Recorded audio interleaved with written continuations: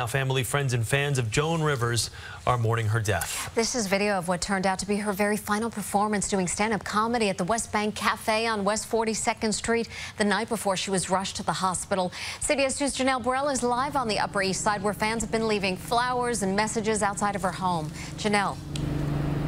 Well, Mary, an investigation into Joan Rivers' death is underway, but this morning her family and her friends are choosing to focus on her legacy and the extraordinary life she lived.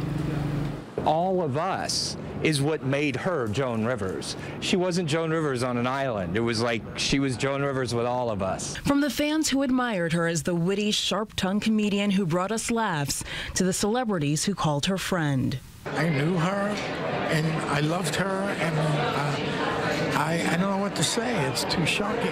Flowers continue piling up on the steps of Joan Rivers' Upper East Side apartment building. Condolences pouring in from around the world, remembering the comedic legend and icon, known and loved for her feisty zest and passion for life. Any comic, never mind a great comic and a star comic, could be happy, should be happy, will be happy to know that on the day she passed away, that we were here doing what she would do. 81-year-old Rivers died Thursday afternoon at Mount Sinai Hospital. She had been there since last week after going into cardiac arrest while undergoing what was supposed to be a routine vocal cord procedure at Yorkville Endoscopy.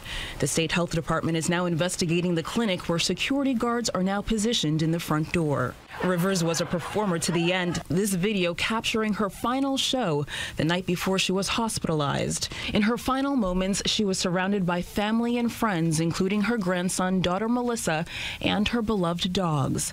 Melissa returned to Rivers' apartment yesterday, issuing a statement saying, "My mother's greatest joy in life was to make people laugh. Although that is difficult to do right now, I know her final wish would be that we return to laughing soon." In the reality show the two did together, Rivers often talked about the end of life, grateful for the one she lived. I've had an amazing life. If it ended right now, amazing life. And you've been wonderful, and we've had a great ride together.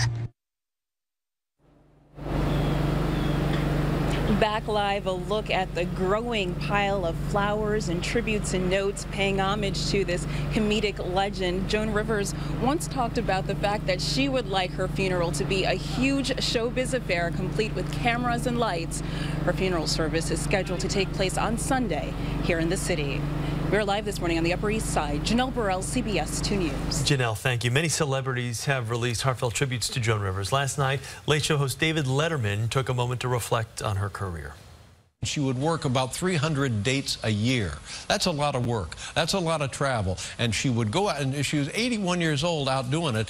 And funny today as she was when she first got into show business, and talk about guts. She would come out here and sit in this chair and say some things that were unbelievable. Yeah. Just where you would have to swallow pretty hard and twice. But it was hilarious. Other celebrities are posting their heartfelt tributes to Joan Rivers on Twitter. Bette Midler posted, "Joan Rivers has died. What a sad ending to a brilliant and tragic comic life. One of the bravest and funniest of all." Her Fashion Police co-host George Katsiopoulos wrote, "Rest in peace, Joan Rivers. Thank you for changing my life. I will miss you so much." And comedian Joy Behar added, "Hard to say goodbye to my friend Joan, a comedian who set the standard for funny. The world is sadder today. Rest in peace." And stay with us for continuing coverage of the death of Joan Rivers. For more on her life, career, and reaction, you can go to cbsnewyork.com.